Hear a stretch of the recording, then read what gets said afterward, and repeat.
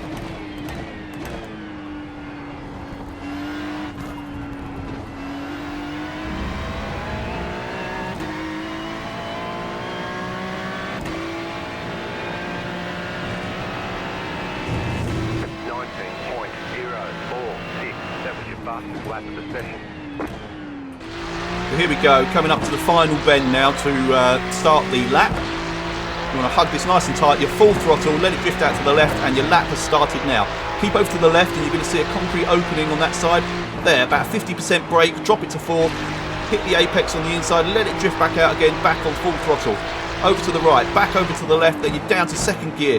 Try and straight line the chicane slightly, then hug the inside here, up through the gears, and you're going to see a curb. There we go. So that's the point to swing back over.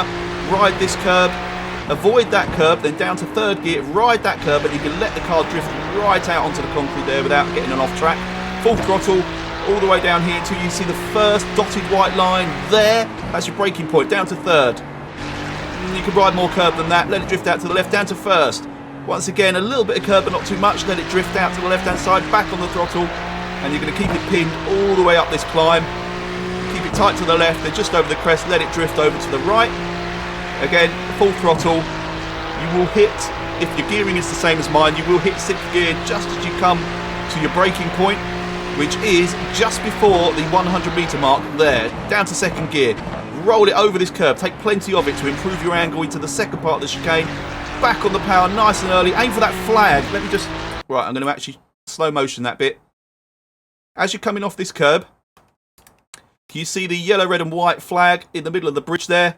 Aim the car towards that and you will have a safe but fast angle as you drop back down the hill to approach the final corner. Full throttle all the way through this. Be brave, rely on the downforce, don't take too much of that curb, let it run wide, and you're about to cross the line. In fact, you probably already have. There you go, 1:19.0 what? 046. Once again, I should apologise for that lap being just a little bit too awesome for a just below average track guide. I'm actually becoming far more accomplished at this sim than I ever realised I would, and could possibly be had up on a Trade Description Act violation. So apologies for that. In the meantime, if you do fancy watching any of our live races, please check out the Twitch channel. It should be up there somewhere, including this weekend's race at Road Atlanta for 10 hours. WKG will be running two teams of 3 drivers Team 1, Shunty McShuntface, Maverick and Rainman. Team 2, myself, Matt Cooley and John Fritzy Mulholland. Both in the GT3 category, as far as I know, so it should be a lot of fun, and we're starting at about 8 AM on Saturday morning, so I hope to see you there. In the meantime, please do like, comment, subscribe, share, hit the bell thing, which means you get notifications whenever I upload a new video, and also helps the channel to grow, I am told. So thank you very much for that. Thank you very much for your time, and look forward to seeing you on the next one.